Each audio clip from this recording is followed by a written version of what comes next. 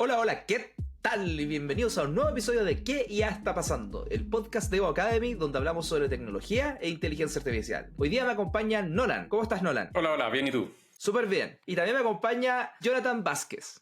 Hola Sebastián. Y hoy día vamos a hablar de las últimas tendencias y noticias de inteligencia artificial. Pero antes vamos a hablar de un tema que no solamente está haciendo noticias, sino que de repente es medio complicado de entender, que es el fine tuning. Quisiera traer acá a nuestro experto PhD candidate en Computer Science, Jonathan Vázquez, para que nos explique qué significa el fine tuning. Oye, creo que dejé la vara alta al momento de ponerme ese PhD con la C típica que ponen los candidatos, para ver si es que explico bien. En verdad explico malísimo, así que vamos a ver Pero es que cómo sale. cuando te digo PhD es como te estoy diciendo experto, pero el C es el grado de perdón, ¿cachai? O sea, como que me podía equivocar porque aún es C, El ¿cachai? grado de perdón. Está bueno.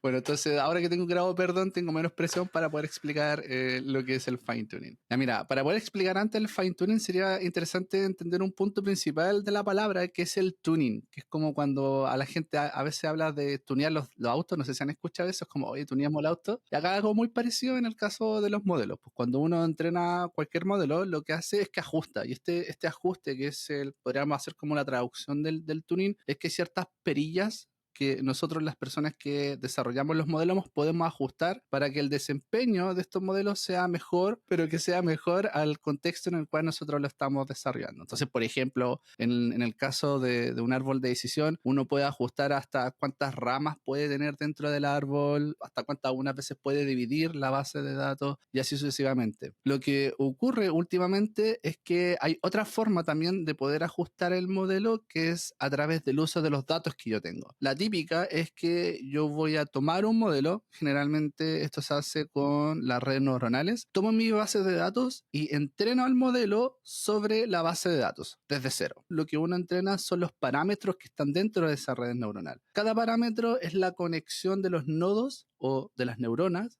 que están dentro de estas redes neuronales y porque esas conexiones tienen como cierto peso. Entonces, por ejemplo, yo tengo una primera capa de entrada donde hay ciertas cantidades de nodos, tengo una segunda capa donde también hay otra cantidad de nodos y los nodos de la primera con la segunda están interconectadas. Cuando recibe la información de la segunda capa o los nodos reciben la información de la primera, cada uno de estos nodos le da cierto peso a la información que va recibiendo de los otros nodos. Y esto también pasa nuevamente cuando agrego una tercera capa, cuando agrego una cuarta, una quinta y así sucesivamente. Entonces, lo que ocurre cuando yo esta red neuronal la pongo a entrenar con una base de datos es que estos pesos son los que se ajustan y los que van aprendiendo y van cambiándose de tal forma que la tarea final para la cual yo estoy entrenando el modelo sea la mejor posible, tenga el mejor desempeño. Siguiendo un poco tu analogía, el tema de las perillas y de los como tornillos en general, estaba pensando que esto sería como cuando yo compro una silla en, no sé, IKEA, y viene con ciertas instrucciones, entonces hay ciertas cosas que yo tengo que saber hacer, digamos. Entonces eso vendría siendo como cuando tú haces tu red neuronal y quedan como unos pesos como estándar. Pero el tema de ajustar las perillas es como, por ejemplo, ajustar qué tan alta está la silla, o qué tan el tema de los brazos, o esta cosa que se pone en la espalda, como que de cierta manera como que ajusto ciertas cosas del modelo completo de la silla que ya venía hecho para que quede un poco mejor para mí, ¿o no? Exactamente, es eso en estricto rigor, pero lo ajustáis porque es para el contexto tuyo. Entonces, Claro. probablemente el escritorio que tienes tú versus el escritorio que tiene Nolan tienen distinta altura. O ustedes mismos también pues tienen distinta altura y también se debe ajustar a la comodidad de ustedes. Acá ocurre lo mismo. Entonces, de hecho, las redes neurales, la forma en que se hace, esas perillas yo también las tengo, pero también ajusto ciertos parámetros, que son estos pesos también que están ahí, que son en estricto rigor lo aprende a través del proceso de aprendizaje. Bueno, valga la redundancia, pero es la forma en que lo va entrenando los modelos. Una forma es esa, que es la típica, pero lo que va ocurriendo es que hay veces en que yo no tengo los datos necesarios. Puede ocurrir el caso en que, por ejemplo, yo quiero hacer un modelo que sea muy bueno detectando en imágenes pelotas de fútbol americano. O sea, muy bueno en eso, pero tengo poquitas imágenes. Si yo entreno el modelo desde cero, tratando de hacer estos ajustes, este proceso de entrenamiento, entregándole una imagen y le estoy entregando varios ejemplos, lo muy probable que me vaya a ocurrir es que el resultado del modelo no sea tan bueno. Este ajuste que hablábamos anteriormente, este tuning, no sea tan bueno porque tengo muy pocos ejemplos. Entonces, lo que empezaron a identificar las personas dentro de la industria es que yo podía tomar un modelo, pero que no estaba hecho principalmente para la tarea que yo quiero, pero era algo muy cercano y lo podía, entre comillas, hacer un ajuste para el caso que yo quiero, que es identificar o pelotas de fútbol americano. Entonces imaginemos que yo voy a tomar un modelo que era muy bueno detectando bolas de básquetbol. Entonces lo que yo hacía ahora es que yo puedo tomar este modelo de la bola de básquetbol y tomo ese modelo como mi punto de inicio, en vez de cero, como en el caso que ya había planteado anteriormente, empiezo a entrenar desde ahí con los datos que ahora yo tengo, con las imágenes que yo tengo, que son con las bolas de fútbol americano. ¿Y por qué eso se puede hacer? Porque hay ciertos patrones que son comunes entre las dos. O sea, por ejemplo, a veces está cerca de ciertas manos, entonces cuando el modelo identifica que cuando hay un objeto que está cerca de las manos, lo más probable es que eso sea una bola. Pero la diferencia y que se tiene que reajustar es que ahora la bola no es completa esférica, sino que tiene esta forma típica del fútbol americano. Esto sería como usar el sesgo a nuestro favor. Está buena, sí, está buena el ejemplo. Es como volver a sesgarla hacia otro punto. Sí, ese es un buen ejemplo. Entonces, eso en acabamos de tener en cámara a Jonathan diciéndonos que los sesgos podían ser buenos. No, le tendiste una trampa. Le tendiste una trampa a Jonathan. Me cachó. No, siendo justo, no es malo en estricto rigor. Si los sesgos son innatos. Hay ciertos sesgos que uno tiene que empezar a identificar y evitar los efectos que pueda tener. Eso es a grandes rasgos lo que es el fine-tuning. Nos da la posibilidad de poder acceder a modelos que son bien potentes. Entonces ahora yo puedo tomar ese modelo, puedo empezar a entregarle datos para lo que yo necesito, entonces el modelo se vuelve a reajustar a esos datos que yo le entrego. ¿Y por qué se le llama fine tuning? Porque yo no modifico mucho los parámetros o lo que yo aprendí al modelo, sino que le digo, ajustate de a poquito, de tal forma de que solamente te ajuste a los que hacen diferente de lo que tú ya aprendiste nomás. Y esos patrones ojalá sean lo más poquitos posibles. La traducción que yo he leído es como el ajuste fino. Suena medio raro decir como, no, queda fino el modelo. Como decir, oye, sí que me quedó pero fino el modelo, es porque probablemente hiciste fine tuning. Por Dios. O sea, como siguiendo el ejemplo de la silla y el del fútbol americano, que por cierto yo pensé que lo del fútbol americano estaba condenado al fallo simplemente porque era el fútbol americano, porque ¿quién ve eso fuera de Estados Unidos? Pero sacando eso de contexto, ocupando estos dos ejemplos, lo de fine tuning vendría siendo, no sé, pues lo que hablamos de que ajustar la altura de la silla o ajustar en el fondo que en vez de que sea esférico sea como más puntiaguda de la forma de la pelota, ese tipo de cosas, ¿no? Sí, son detalles chicos, porque el balón de básquetbol con el balón de fútbol americano comparten características. O sea, claro, color.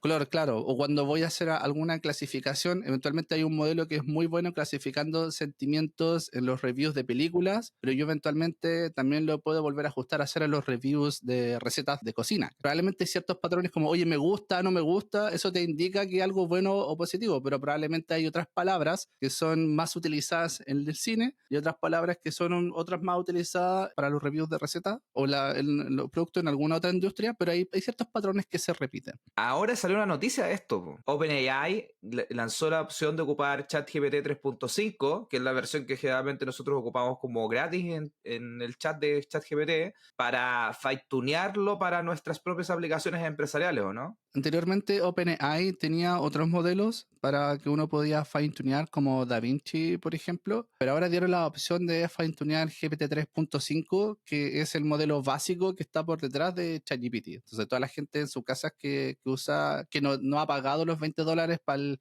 ChatGPT Plus, lo que está trabajando por detrás, digamos, de esa interfaz o de ese chat es el GPT 3.5. Entonces ahora lo que nos permitió hacer OpenAI es que podemos fine-tunear el GPT 3.5 con nuestros datos. El precio es relativamente barato. Daban el ejemplo como de 100.000 tokens para 3 epochs.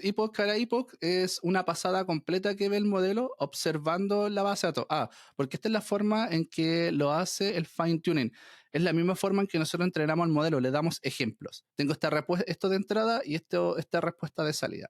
Entonces, lo que le hago al modelo, en el caso de GPT 3.5, es que yo le entrego el mensaje que mandó el usuario y la respuesta que espero que sea. Le doy miles de ejemplos de esa forma. O le puedo entregar incluso una conversación completa.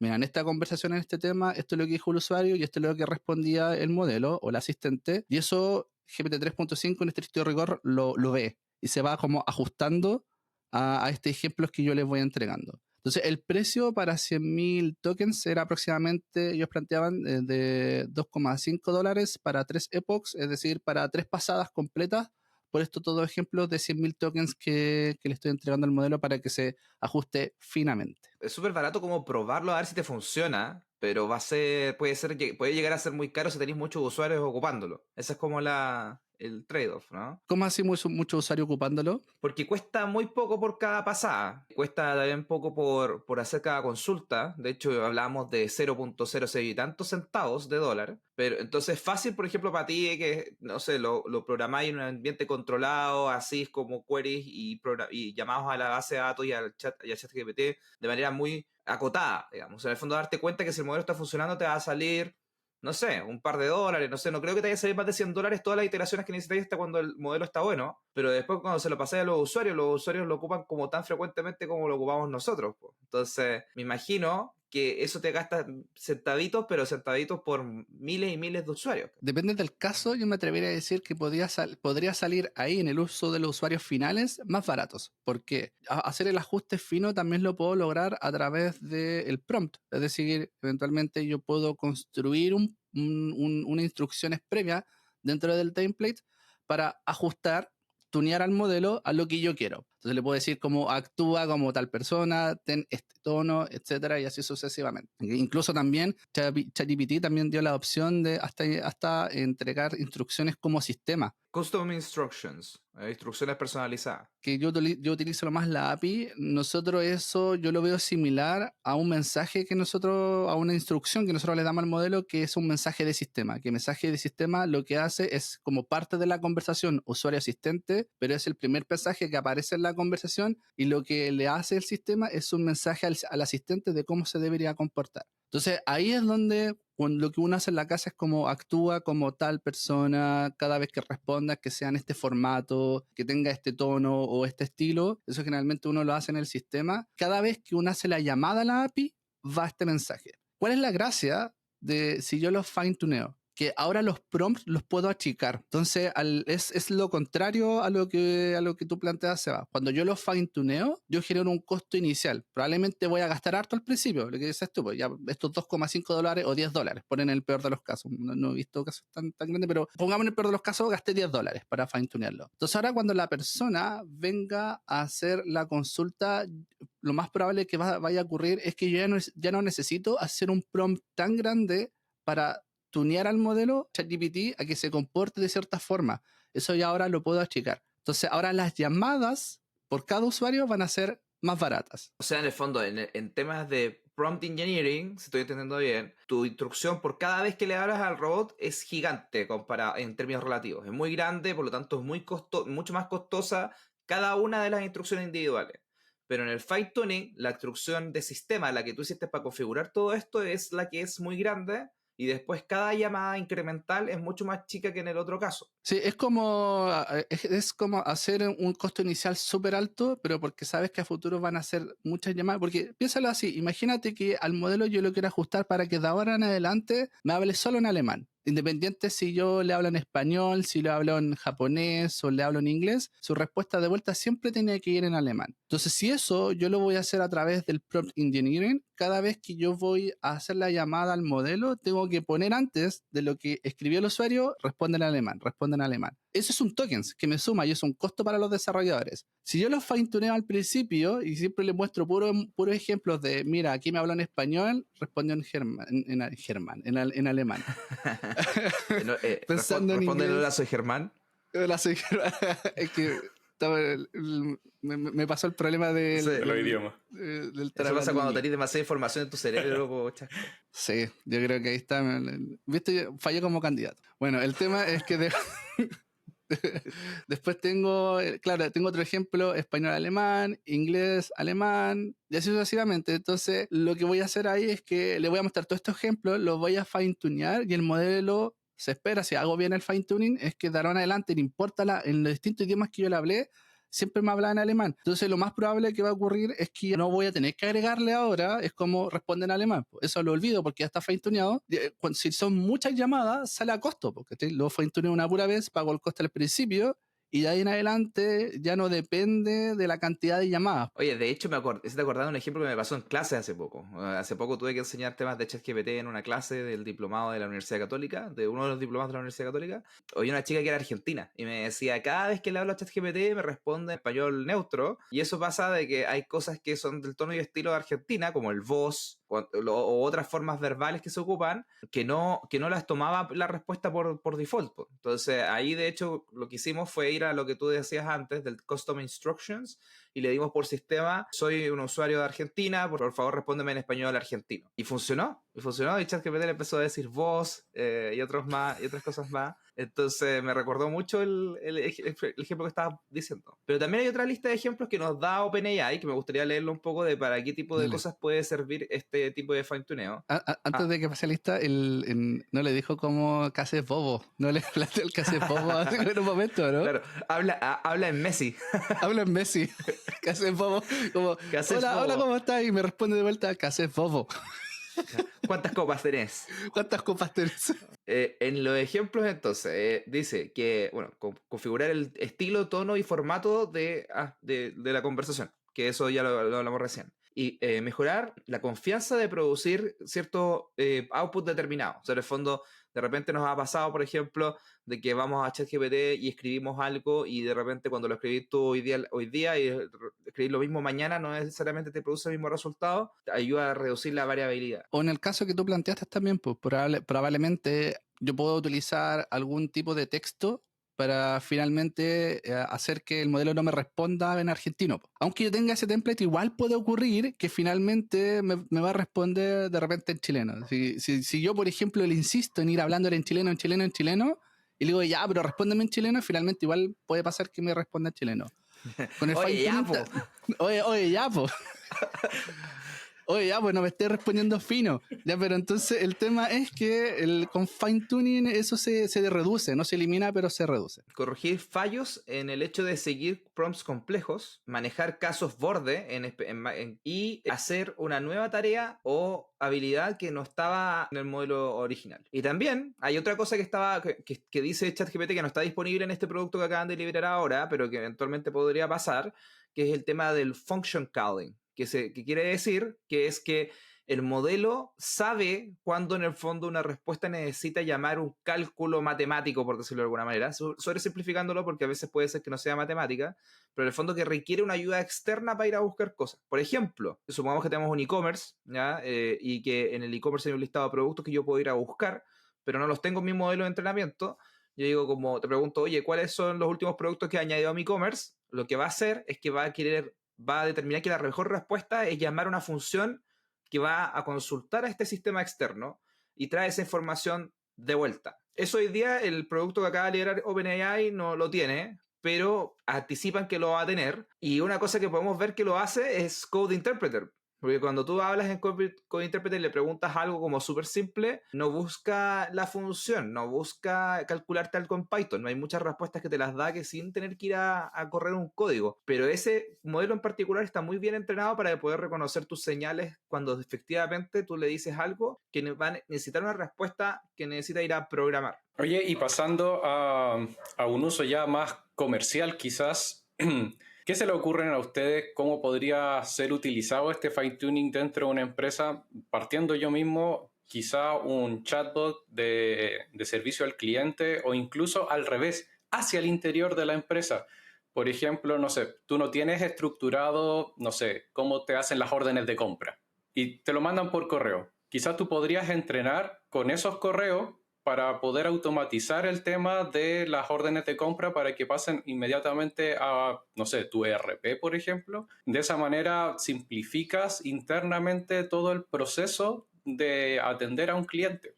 Ahora, igual aquí yo quiero ser un poco abogado del diablo. El fine tuning por sí solo no es la mejor solución. De hecho, la que tú planteas está bastante buena, porque claro, yo le entrego la forma.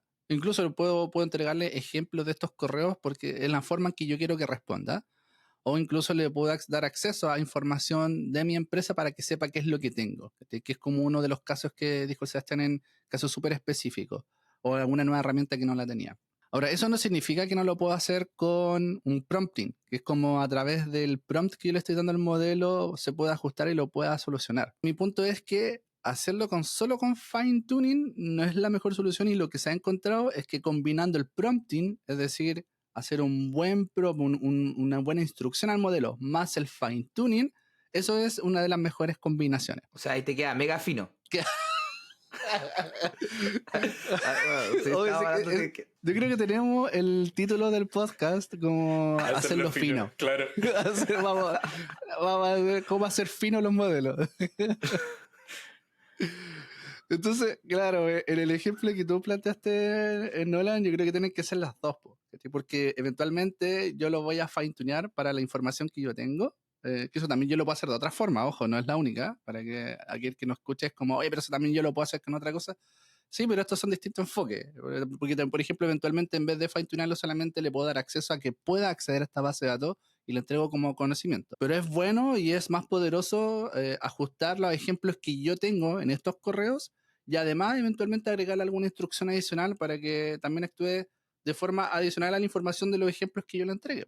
Y también, siguiendo un poco la pregunta de Nolan, me viene a la cabeza algo que acabo de ver, que publicó la consultora McKinsey. Disclaimer, yo trabajé en McKinsey en mi práctica de verano, entonces hay ciertas cosas que... Sesgos. Claro, hay ciertos sesgos que eventualmente podría tener, como por ejemplo, mi opinión es que es la consultora más relevante que hoy día hay en el mundo, para bien y para mal. No se va a decir lo contrario. No, pues, tengo que decirlo, bro, está bien. ¿Ya? Pero McKinsey publicó un robot que se llama Lily. Ahí el Rodrigo, que su pareja se llama Lily, decía que era un muy buen nombre. No, ahí veas que no soy el único sesgado respecto a este tema. Pero, entonces, McKinsey publicó un robot interno que se llama Lily, en el cual ellos tratan de resolver sus problemas propios de consultora. Una consultora, para los contextos de gente que nunca ha escuchado este tipo de industria, o McKinsey en general, es una empresa donde tenía un montón de nerds que se encarga de darle asesoría a empresas respecto a sus... No, sí, es verdad. Sí, tenéis gente que en el fondo es muy experta, presumiblemente, en su área, y trata de darle consejos a empresas con respecto a las cosas que tienen que hacer. Por ejemplo, un ejemplo muy burdo es el tema de que generalmente cuando uno tiene una empresa no sabe hacer tanto la contabilidad, entonces contrata a un contador. Así fue como inició McKinsey, pero hoy día McKinsey hace asesorías en 5.000 temas distintos. El tema es que estos robots, los populares, ChatGPT, Bard, etcétera, no tienen acceso a tu data propia. Y en el caso de una consultora donde has trabajado demasiadas veces con distintos temas, has trabajado muchas veces con distintos clientes, ya has construido un conocimiento. De hecho, muchas de estas consultoras todas tienen una base de datos donde sus consultores que son nuevos pueden ir a ver los casos anteriores para poder aprender. ¿Qué pasa? Cuando tú estás iniciando un proyecto y, por ejemplo, no sé, vamos a suponer que estamos trabajando con LATAM, ¿ya? Que en el mundo de la consultora no podéis llegar y decir que trabajé con la empresa, sino que tenéis que camuflarlo como una empresa de aerolíneas chilena. Muy grande. Ok. Entonces, estoy trabajando con una empresa de aerolíneas. Saludamos a LATAM, si en el futuro nos quieren auspiciar, bienvenidos son. Claro, para que te traigan a Chile para poder hacer el podcast en vivo. Pues, obvio. Entonces, tenemos una empresa de aerolíneas chilena muy grande, y esta empresa está abordando un nuevo problema de implementar un robot de inteligencia artificial. Ok, hemos hecho este problema antes, hemos trabajado antes con empresas de aerolínea en todo el mundo. En Alemania hemos trabajado con una empresa, en Estados Unidos hemos trabajado con otra. Eso es difícil para un consultor nuevo. O sea, en el fondo, porque acaba de llegar a la empresa, tiene que ir a buscar toda esa data, tiene que leerse un montón de informes para poder determinar, ¿ya? Entonces, ahora lo que decía el artículo que está en el sitio web de McKinsey es que ahora ellos, por ejemplo, pueden hacer el tema de identificar estos comparables, estas analogías, mucho más fácilmente, porque pueden ir a la base de datos interna que tienen para poder traerlo. ¿Por qué traigo a este robot Lily como ejemplo aquí? Es porque durante el artículo también ellos mencionan de que ocupan modelos que están en el fondo en el mercado. No es como que ellos llegaron e hicieron su modelo, que hubiera sido otra opción, sino que presumiblemente tomaron algo como ChatGPT o como, como Llama o Llama, como le quieran decir, para poder hacer esto. Recuerdo haber también leído ese artículo y era como la vendía muy bien porque utilizamos la tecnología de vanguardia que existe en el mercado, y uno de los modelos más potentes que existe hoy día en el mercado es GPT-4, entonces es como... creo que están trabajando con OpenAI. Es que no sé, porque aquí es sumamente especulativo, porque Bain & Company, que es una de las competencias de McKinsey, una de las competencias principales, ellos tenían una alianza con OpenAI bien pública. O sea, como que en el fondo le dijeron a todo el mundo, como cuando salió GPT-4, de que ellos están trabajando con OpenAI, y como que cerraron un poco como esa puerta en términos de consultora. Entonces no sé si será GPT-4, tengo mis dudas, pero podría ser. Porque McKinsey igual es como medio secretive para sus cosas, entonces no quieren compartir mucha información. Lo que sí compartieron es que ellos tenían una empresa que compraron en el 2015, que se llama Quantum Black, que es una empresa que compraron precisamente para atender temas de Big Data y analítica, y en ese momento esa empresa era bien conocida porque trabajaba con la Fórmula 1, y se la compraron, ¿cachai? Entonces en ese momento compraron como todas esas características de gente que trabajaba muy técnicamente en todos estos temas de datos para dentro de la empresa, y esa empresa la han mantenido como muy protagonista de todo esto. Entonces efectivamente me da la vibra de que incluso ellos podrían haber fantuneado esta cuestión a un siguiente nivel, porque tienen muchos expertos internos. No es como cuando de repente uno agarra un modelo como lo que hablábamos en la noticia original, de que uno agarra un modelo que está hecho y le ajustan muy pocas cosas. Yo creo que la capacidad interna que tiene una empresa como McKinsey, se compró un equipo de expertos para poder ajustarlo muy bien, creo que es mucho mayor que el promedio de las empresas puede hacer. Y se me ocurre otro caso también, Ale, que esto es más personal, pero es también tú puedes ajustar ciertos tonos también del robot. Entonces, si tienes un chatbot y quieres que tenga ciertos tonos para responderte, tú puedes también ajustar la forma en que te responda. Esto lo hice la misma semana en que salió ChatGPT, el anuncio sobre fine-tunarlo. Entonces yo hice un proyecto en que tomé los diálogos de Shrek y generamos al burro. Y sé que igual fue un aprendizaje no menor porque, claro, nosotros lo hablamos y suena bonito. Hay varias cosas que me encontré en el proceso. Por ejemplo, la primera forma, el primer fine-tuning que hice no me gustó mucho. Sentí que no me respondía tan bien. Y la forma en que encontré que quizás mejorarlo es que cuando fui a revisar los diálogos, había ciertos diálogos que no le decían nada al modelo de cómo fine-tunearse. Entonces, por ejemplo, había ciertos diálogos que no agregaban nada de información de cómo se tenía que ajustar el modelo. Entonces, habían como peleas que eran monólogos. Entonces Shrek le decía como sí, y el burro le respondía no, y el Shrek le decía sí, y nuevamente le decía que no. Ese ejemplo es como si yo te digo sí, tú respóndeme no, no le dice nada al modelo. No, entonces, como que, ¿qué es lo que hice? Eliminé esas partes y dejé solamente aquellos diálogos que eran característicos del burro de Shrek. Como al principio, cuando se encuentran la primera vez Shrek con el burro, no sé si se acuerdan, que ahí el burro le hablaba, y Shrek le decía como, anda a celebrar a otro lado, sal de mi pantano, etcétera, ¿cachai? Cosas de ese estilo. Entonces yo dejaba los diálogos más característicos del burro con alguien más. Y cuando lo volví a fine-tunear, las respuestas eran mucho mejores, eran bastante más entretenidas y eran más características del burro. Entonces ahí también es que cuando tú vas a hacer el fine-tuning tienes que también tener buenos ejemplos, pues si tienes malos ejemplos, lo más probable es que esos dólares que vaya a gastar para poder fine-tunearlo no te va a hacer rentable, no va a ser rentable. Entonces también es interesante.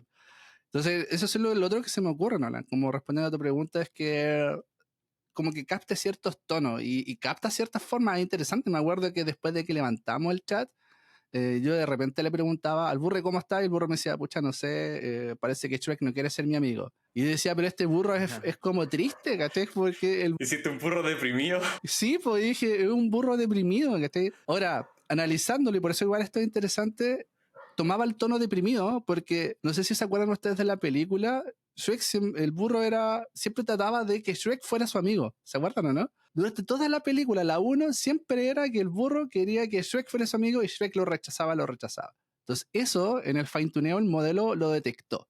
Entonces el tono que tenía ahora el burro era un burro triste, que Shrek no quería ser su amigo y veía poco esperanzador poder lograr eso. Entonces, esas son como cosas interesantes que uno empieza a encontrar en el fine-tuneo y hay que también ahí tener cuidado con los datos que le entregáis, pues no vaya a ser que tú estás pensando, oye, mi lógica era que iba a ser un burro alegre y finalmente entrené a un burro triste que nadie quiere ser su amigo. Tenéis que pasarle las otras películas en cual se casa con la dragona y todo. En la 2. Sí, igual sería interesante. ¿Qué pasa si ahora le agrego la 2? A ver si es que se netea un poco esa tristeza y ahora está alegre. Ahora que controla el amor es menos depresivo.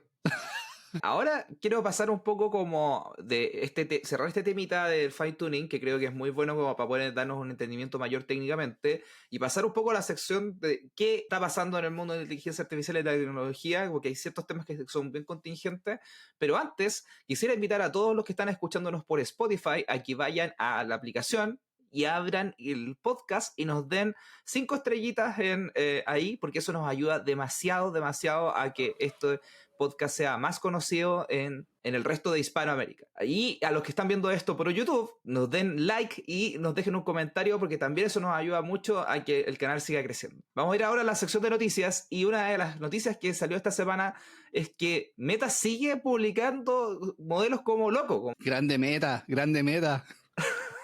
Acá tenemos el fanboy de Meta número 1 en el equipo. Meta publicó 2 modelos esta semana, uno que se llama Seamless M4T, ahí vamos a hablar un poco de esas siglas, que tiene que ver con la traducción de lenguajes. En el fondo tú puedes tomar un texto, puedes tomar un diálogo y traducirlo a otro idioma, en diálogo o en texto. Y tenemos otro que se llama Code Llama, o Code Llama, como se lee en español, que es básicamente toman otro modelo muy popular, que creo que debe ser el más popular de Meta, que se llama Llama, que es como nuestro chat GPT, por decirlo así, pero en versión open source, y que se fine-tuneó, precisamente, ocupando lo que hablamos antes, lo ajustaron al tema de código. O sea, está hecho como específicamente pensando en la comunidad de programadores, en los problemas de los programadores y en las situaciones que los programadores enfrentan. Me gusta que entre más actores al baile en cuanto a la ayuda de programación, porque partimos este año a final del año pasado con Copilot, que fue ahí la entrega de Microsoft dentro de Visual Studio Code para ayudar a la gente a programar. Yo lo probé cuando salió y la verdad que era muy bueno. Te iba autocompletando el código y cosas que aunque tú supieras, podías hacer muchísimo más rápido. Como por ejemplo, ¿en qué lo usaste, Nolan? Haciendo código, por ejemplo, programando ETLs en Python para transformar data. Como el código ya se iba autocompletando, entonces sabía qué variables ya había hecho dentro del código, entonces iba puro tab. O por ejemplo, había algo que no sabía bien cómo realizarlo, colocaba el comentario, quiero hacer esta transformación y dejarlo en un pandas. Creaba todo el código, 3, 4 líneas. Al final había que cambiar unas pequeñas cosas y ya tenías resuelto el problema. Entonces la verdad que aceleraba mucho la programación. Y ahora, bueno, está entrando Meta. Hace poco también Google está lanzando un programa para ayudar a la programación. Amazon también lanzó su versión, creo que está en beta.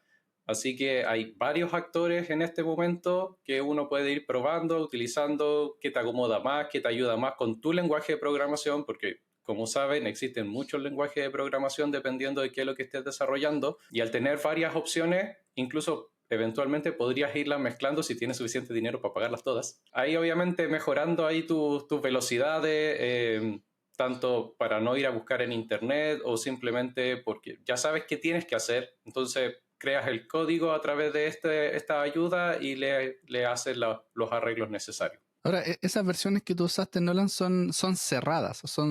Es como en OpenAI, que es algo que tú te conectas al modelo, pero no puedes trabajar o modificar internamente el modelo. Son absolutamente cerradas, es según la programación que tienen. En este caso, Copilot, que fue el que más utilicé, se programó o se entrenó, mejor dicho, con todo el código que había en GitHub, que es el repositorio más conocido de código, que lo compró también hace un par de años Microsoft, y utilizó toda esa fuente de información para programar su Copilot o hacerle fine-tuning, de hecho, en su momento de GPT-3, y entregó este servicio. Entre nos, espero que no haya visto mi código, porque no creo que la haya visto muy bien. Oye, pero sabes que aunque creáis, igual tener malos ejemplos es bueno en cierta medida también para el modelo, porque también cuando está observando solamente modelos, o sea, ejemplos buenos, por así decirlo, perfectos, después cuando tú lo llevas al mundo real, esos ejemplos probablemente no son con los que se va a encontrar. Entonces, cuando tú le entrenes con...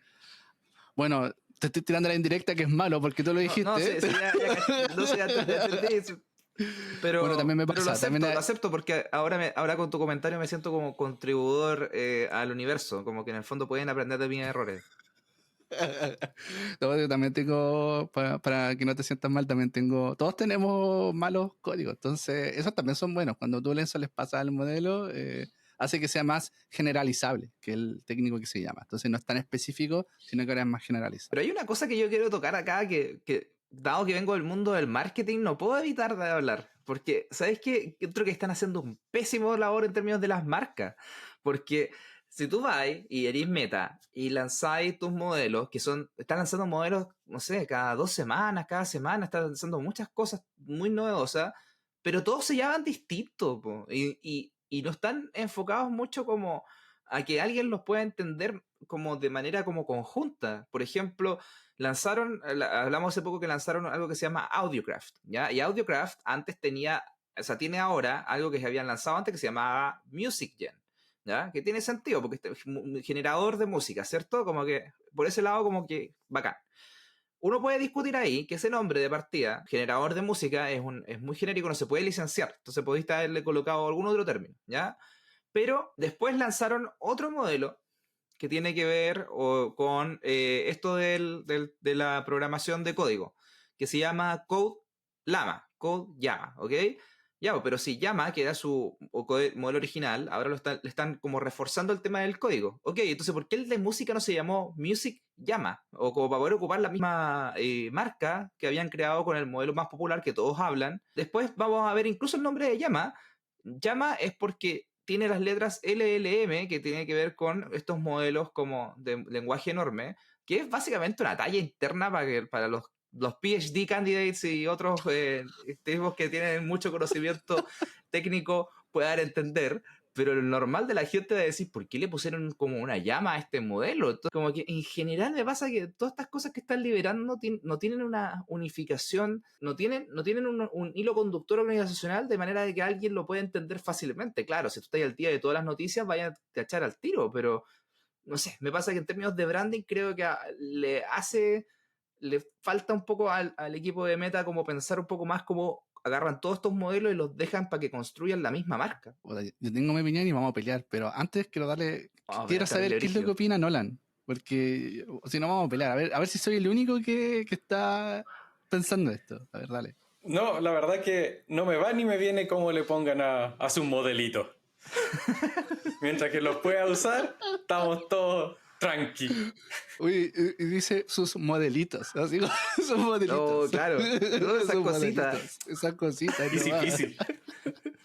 Sí, yo estoy de acuerdo en que probablemente están fallando en que no hay como una línea corporativa en los modelos que ellos están creando, algo que si uno puede ver en el caso de OpenAI, cosa que no se ve en Meta, y ya, sí, ese punto lo comparto, te lo doy.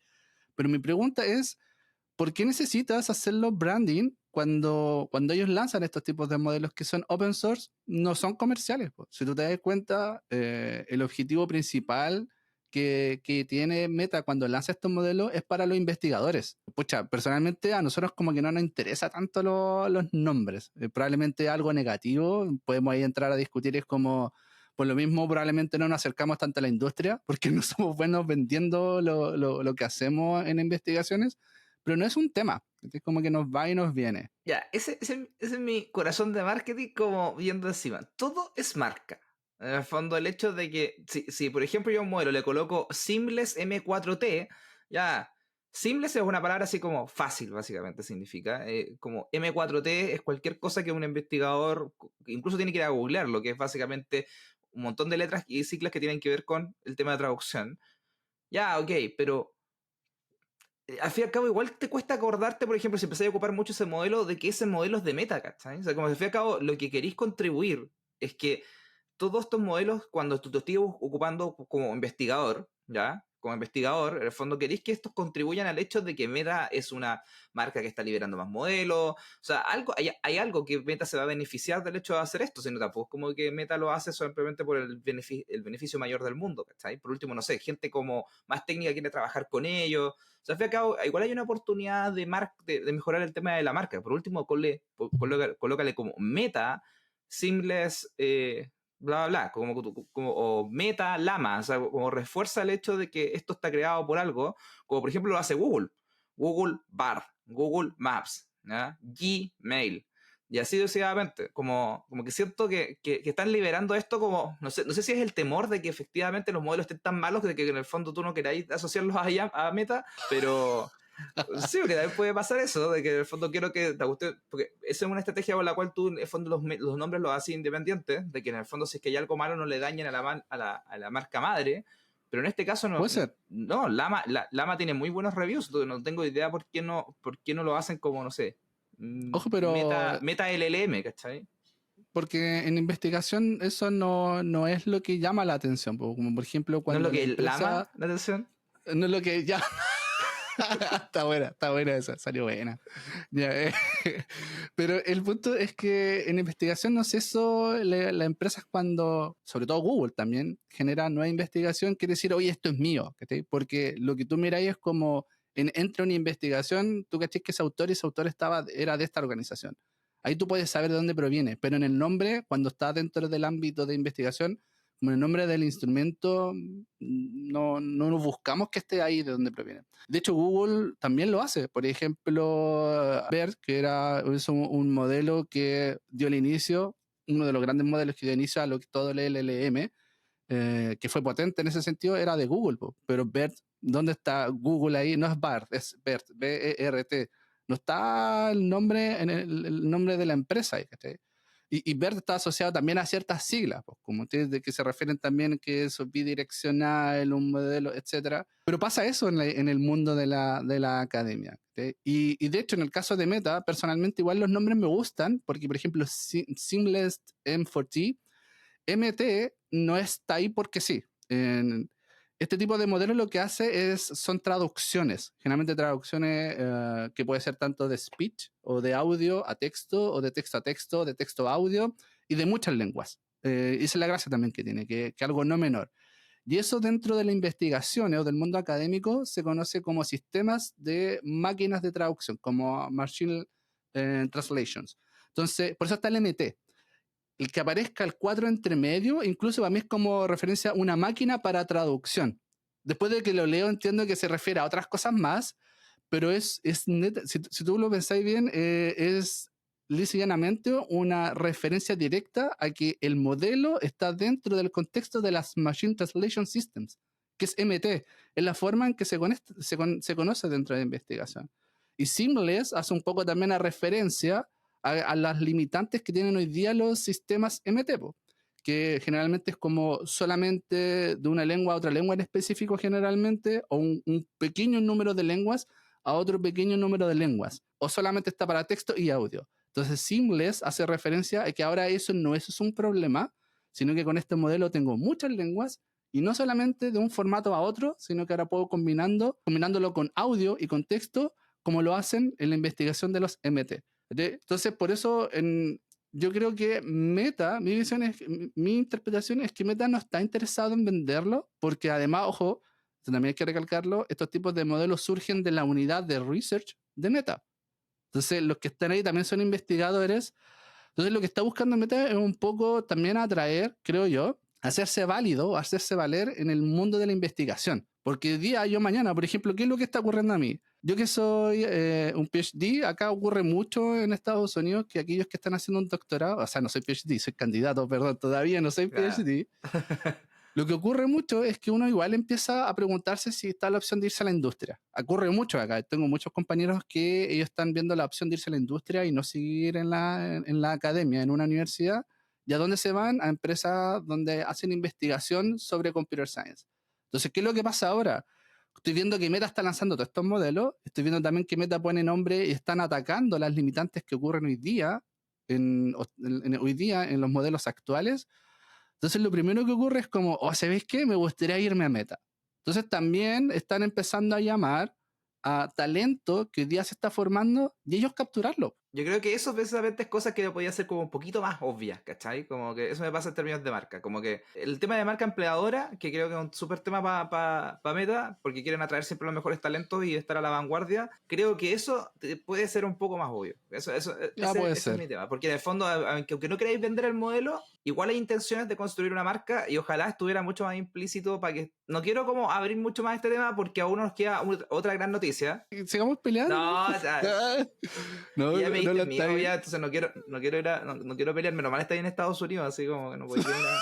No, le pido a la TAN, nuestro auspiciador nomás, que me compre un vuelo y vamos para allá, para tu casa, peleamos terrible. ¿No? Mira, por estas cosas no nos va a querer auspiciar la tampo. Ok, va a ser un brand safety. Ok, entonces quiero ir a otro tema que tiene que ver, que yo creo que este es el tema que Nolan está esperando, porque en el fondo es el tema de datos y cosas así. Microsoft anunció que va a poder integrar Python en Excel. Me imagino Por que fin. Excel como que... ¡Bravo! Por fin, es que bombo y platillo en este momento. Bueno, es la noticia de los nerds que hemos estado comentando en la semana. Pero Excel, que en el fondo me imagino que gran parte de la audiencia debe torturarse con eso toda la semana, ya tenía un lenguaje de programación, que era V corta, V larga, A. Visual Basic Applications, creo que era. ¿Cómo es Nolan? De nuevo, Nolan, ¿cómo es? Visual Basic for Application. Mira. Nolan, mira, nos faltó el for, ¿viste? Nolan, no, sí, Nolan es aquí el tío Excel, él lo maneja todo. Tío Excel, el planillas. El planillas. Entonces, ya tenía algo para meter programación adentro, pero la verdad es que era súper engorroso, su lenguaje propio, como que... ¿ya? Y Python está avanzando todos estos años en temas de ser cada vez más dominante en el mundo de la analítica, y por fin unen caminos y anuncian de que se va a poder ocupar. Hace poco Microsoft dijo, bueno, ya simplifiquemos esto de programar cosas en Excel.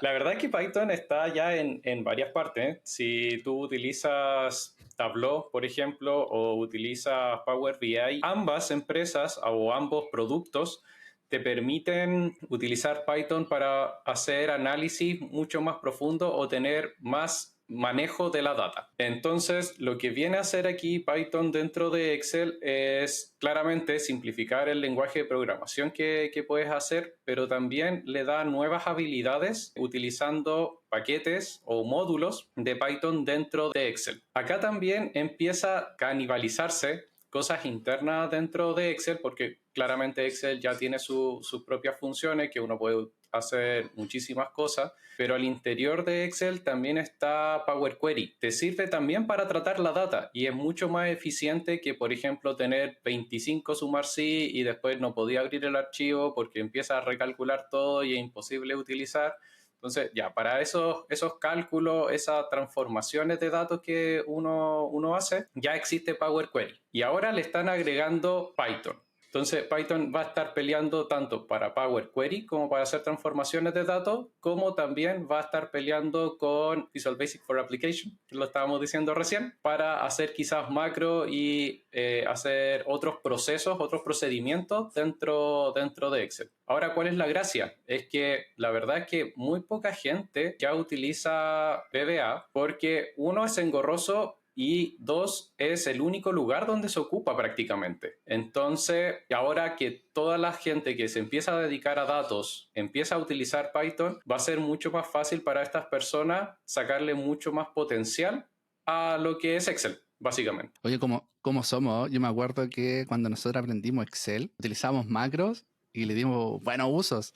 Por supuesto. ¿Se acuerdan cuando hicimos una macro para poder decidir los ingredientes de la pizza que íbamos a pedir? Qué gran uso, era un gran uso. Entonces, y ahora estamos rechazándolo porque aparece Python. Pero mira, piensa esto. Hay que tener visión de futuro. Ahora va a poder usar quizás APIs de Python para ir a sacar los ingredientes de nuestros auspiciadores, ojalá, de Papa John's quizás, un Telepizza, un Pizza Hut. Oh, ¿verdad? Bueno, mira. Y más encima le voy a pedir que lo conecte a través de mi modelo burro, que está fine-tuneado, y que el burrito lo haga con... Órale, track, y me dijeron, y se lo pide a Taco Bell. Dios mío. Oh, que secado mi comentario, Básicamente lo mataste todos los otros auspiciadores. ¿Qué pasa si Burger King quiere ahora? No.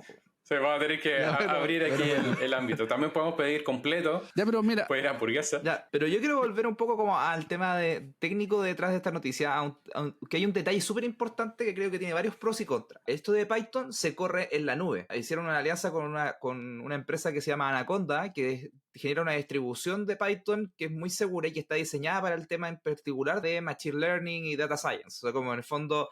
Cuando tú estás estudiando estos temas, vais y siempre instaláis la distribución de Anaconda en tu computador y generalmente trabajáis desde ahí. Y Excel va a ir hoy día, cuando tú ocupes Python, a ir a una instancia en la nube soportada por Anaconda y te va a devolver los datos. Lo cual tiene bastantes pros y contras. Pro número 1 Es que tu Mac ya no necesitas instalar nada, ¿ya? Anaconda lo instalé hace re poco, tiene un peso como de arriba de 4 gigabytes, o sea, ya es bien pesadito. No tenés que instalarlo si es que ocupáis Excel, porque va a ir y se va a correr en la nube. ¿Qué otra cosa que también me llama mucho la atención es que al correrse en la nube hay algo que está chequeando de que este código sea seguro? Entonces no te va a instalar virus ni cosas así que cuando, por ejemplo, cuando tú agarras un Excel que tiene macro, siempre te decía la advertencia de que tienes que estar seguro de que cuando ejecutes este código no venga de una fuente no confiable, porque eso eventualmente podía instalar temas que no quisiera ir en tu computador. Cada vez que me Y mandaba el Seba o Nolan una macro, yo desconfiaba totalmente.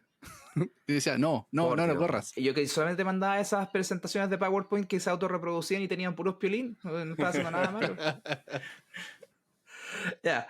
Bueno, y lo otro es que también de cierta manera está el pro de que Anaconda tiene una marca y que en el fondo va a tratar de construirla y en el fondo no es poco confiable, digamos. Ahora, en términos de contras, creo que tiene contras bastante importantes. Primero de que como corre en la nube, estás limitado en la capacidad. Por ejemplo, si tú tenías un pedazo de computador, o sea, un computador muy bueno y corrías algo en Excel, la cuestión corría rápido. Por lo tanto, tu Python también iba a correr así de rápido. Pero en este caso, cuando lo corres en la nube, dependes de la máquina que te esté alocando Anaconda en este caso para ti. Entonces va a tener un poco de limitaciones, lo cual puede ser importante si estás manejando temas muy complejos. Tiene restricciones en la cantidad de cosas que le puedes instalar. No puedes instalar todo en Python. Puedes ocupar ciertas cosas. Puedes ocupar Pandas, que es bastante popular, NumPy, que son librerías que se ocupan mucho para Data Science y que están súper probadas y que tienen versiones estables, etcétera, pero no puedes llegar a instalar una que se te ocurra a ti. Y hay dos cosas que son súper importantes. Uno, que requiere acceso a internet. Por lo tanto, si tú vas en, no sé, en un avión trabajando en el Excel un rato, etcétera, y necesitas esto, fuiste. O sea, a menos que el avión te conectado a internet, etcétera, pero es complicado. Y lo otro es que aún no es compatible, pero yo creo que esto lo van a mejorar con otra cosa que no sea Excel para Windows. O sea, lo podéis correr en Excel en tu computador en Windows, no lo podéis correr en Mac, no lo podéis correr en la web, no lo podéis correr en iPhone ni en Android, que también tienen versiones de Excel. Si le pasáis hoy día un documento que tiene alguno de estos códigos a esa persona lo va a poder visualizar, pero en el momento que se recalcule cualquier cosa, va a tirar error. Me pasa de que aún estamos viendo, obviamente, te lo acaban de anunciar, etcétera, pero creo que va a ser bastante como más introductorio, va a ser en el fondo bueno por ejemplo, para mí, para Nolan, que estamos haciendo clases de Excel con Python y en el fondo va a mostrarle a alguien cómo esto podría tener un potencial, pero tengo dudas de las aplicaciones empresariales que pueden llegar a ver con esto, va a quedarse en el territorio de lo extremadamente simple. Pero, por ejemplo, Nolan, tú trabajas en Mail Industria, haces uso de Python y después te tienes que cambiar a Excel y después de Excel a Python. Mira, la verdad es que el uso de Python, así a nivel empresa completa, es muy, muy bajo. Muy, muy, muy bajo. Si te ciñas solamente al universo quizá de Data Analytics, Data Science, todo eso, claro,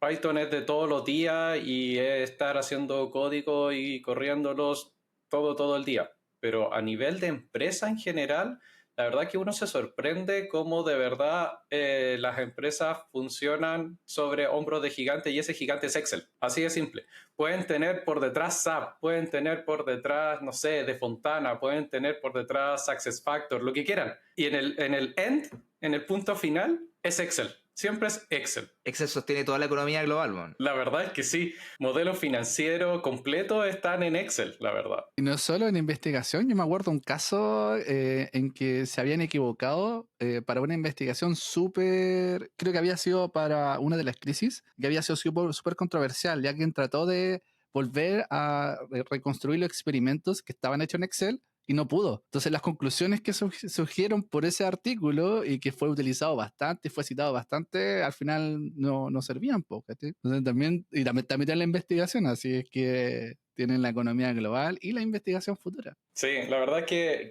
Excel al final termina siendo el día a día de muchas personas dentro de la empresa, entonces que tenga esta mezcla, los que trabajamos un poco más profundamente con los datos, podría simplificar un poco la entrega de información, porque incluso cuando uno puede desarrollar así un dashboard súper profundo, donde puedes hacerle el drill down a los datos, es decir, buscar profundamente dentro de cómo se componen, al final del día igual te terminan, ya, ¿y esto lo puedo bajar en Excel? Entonces Excel va a estar ahí. Estoy pensando entonces en voz alta de que esto te va a ayudar a poder entregarle, o sea, como en el fondo tú como experto dentro de un área te va a ayudar a entregarle mejor información a los usuarios para que ellos consuman la información más que para ellos puedan correr sus propios modelos dentro del Excel. Va a ser bien difícil que vayan a trabajar sobre el mismo código. La verdad es que probablemente, y va a depender de las habilidades que le permitan a Excel con Python desarrollar. Como tú dices, está bien limitado por el tema de que lo corre en los servidores de Anaconda. Al final vas a utilizarlo probablemente para darle algo muy particular para esa persona. Quizá un informe que pueda actualizar fácilmente, que tenga, no sé, gráficos bonitos, que por si no te gustan los gráficos de Excel. Sí, son bien feos los gráficos de Excel. Después de que caché cómo los puedo hacer utilizando librerías que están en Python, podéis llegar y hay personalizarlos mucho más también y llegar a muy buenos gráficos finos. La frase gráficos finos. Oye, hay un punto que quisiera un poco como hacer una pequeña acotación, Nolan, porque creo que es parte de la discusión comercial de este producto, que es que mencionaste que se corrían los servidores de Anaconda, pero en realidad se corren en los servidores de Azure, que es un producto de Microsoft, soportados por Anaconda. Ese punto me parece muy importante para el tema comercial, porque hay un tema aquí. Generalmente, cuando tú ocupas Excel, como lo puedes ocupar offline, etcétera, es un producto que en el fondo es candidato número uno a que alguien quiera saltarse el hecho de pagar la licencia, porque en el fondo si es que por algún motivo lo podéis piratear o podéis ocuparlo con una licencia externa, etcétera, en el fondo tú eres muy feliz porque en el fondo el producto se autocontiene y no necesitas conectarte a nada para tener una suscripción. Con el tema de tener Python en la nube, estáis obligando a la persona de que ojalá él quiera tener la nube con sus propios datos y no los datos de otra persona, entonces no queréis contaminarte teniendo una licencia que no es la tuya, ¿ya? O sea, no quiero ocupar la licencia de que aún me pasan en la universidad para correr los datos privados de la empresa. ¿Ya? Que todos están riendo ustedes porque todos ocupan la cuenta de la universidad. No, mentira, ¿cómo no, yo Office 365, ¿qué es eso? No, ok, ya. Y lo otro es el tema de vaya a tener que pagar un recurrente. O sea, en el fondo ahora Microsoft está forzando un poco de que Excel pase a ser una suscripción, que es un poco la tendencia que hemos visto en los últimos años de que todas las empresas pasan a tener una suscripción mensual. O sea, Adobe pasó de pasarte el Photoshop por versiones y pasó a ser suscripción. El mismo Excel pasó a ser Office 365. Ahora está volviendo un poquito más importante tener la licencia aparte. Entonces creo que comercialmente este es un movimiento bien astuto por parte de Microsoft, para que para los pocos que van a ocupar esta función como bien intensamente, van a estar un poco más obligados a tener su licencia aparte. Sí, es que cada vez que lo escucho, como que me estoy empezando a guardar los bombos y los platillos. Porque yo me imaginaba otra cosa. Pues yo había escuchado la noticia, pero me imaginaba que podía tener más libertad ahora. Ya me hizo ruido que fuera en la nube, que no puedo hacer todo como dijo Nolan, que hay solamente ciertas librerías que están hoy día, que se pueden implementar. Entonces como que mi hype partió de así, ahora está en el suelo, está llegando allá abajo. Ahora, igual es un producto en beta, ¿va? Ellos tienen que ajustarse un poco a cómo lo hacen. Pero bueno, considerando estas noticias que hemos visto hoy día, creo que hemos hablado harto de lo que ya está pasando en el mundo de la tecnología. Así que les invito a que nos sigan en redes sociales buscándonos como @EvoACDM o Evo Academy en sus redes sociales favoritas. Que de nuevo, vayan a Spotify, abran su aplicación en el celular, busquen qué ya está pasando y nos den 5 estrellitas, por favor, porque eso nos va a ayudar mucho a crecer. Y que en YouTube vayan y nos den like y comentario por lo mismo. Muchas gracias por acompañarnos el día de hoy. Muchas gracias también a Nolan y a Jonathan por venir hoy día al podcast. Y nos vemos en un siguiente episodio de ¿Qué ya está pasando? Hasta la próxima. Hasta luego.